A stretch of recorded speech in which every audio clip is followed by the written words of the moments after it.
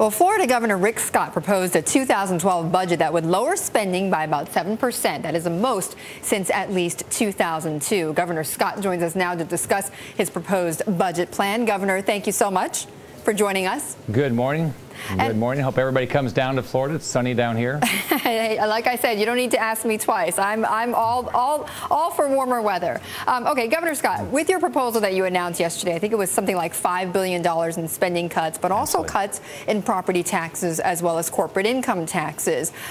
Tell me how exactly that is going to create jobs.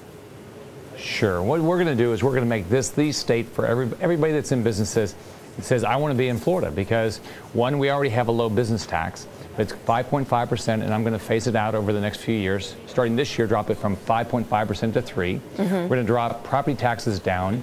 And on top of that, we're streamlining government. We're driving the size of government down, and we're being way more business friendly. We're a very business friendly state, but we're going to make sure that of the 50 states, we're the most business friendly. We're going to keep driving our property taxes, business tax down so it's as low as possible. We compete with 49 states and some other countries. As a country, we've got to drive our taxes down if we're going to compete. And I'm starting here in Florida. But, you know, some have said, though, that your proposal, I think you calculate in there that it's going to include a loss of, I think, about 9,000 government jobs. So how do you plan on offsetting that? Well, because I'm relying on the private sector. We're going to build private sector jobs. You know, everyone knows that the government's gotten too big. We all know the government is spending too much money. We are giving way too much money in our taxes. If we give that money back to consumers, back to business people, they'll go build companies, start companies, and grow companies, and they're going to do it in Florida. This is a great state to do it. No income tax, right to work state, a lot of great things going on here. But that's exactly it, Governor. I mean, this is already a pretty low, as you say, a business-friendly, low-tax state. So some of the critics have come out and said, well, what's it going to do if you lower taxes even more? How is that going to create even more jobs and attract even more companies when the situation is already good in Florida? Well, because every company thinks about getting a return for their shareholders. Part of that is what their taxes are like. Part of that is what the regulation is like wherever they do business. We're going to make sure that we are the best place in all of the United States and one of the best places in the world to do business. That will get people to move here. I call on companies every day, and as other states are raising their taxes, those companies are very interested in moving their headquarters down to Florida.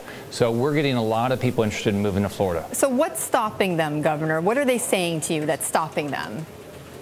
Well, they're doing it now. We've got a lot of companies moving down here now. And it's nice, you know, on top of that, look at the weather around the country. People want to be down here anyway. But, you know, they're coming. Historically, people didn't come down here because we had more regulation than we probably should have had, so I froze all regulation. And it's just having an attitude, how can I solve your problem? That's what I'm doing with business people. What is your issue? See if I can solve it. If I can't, that's great. I can't do it. But a lot of people, especially with the growth of the economies in Latin America, the expansion of the Panama Canal, this is a place. We're going to be the growth state. Okay.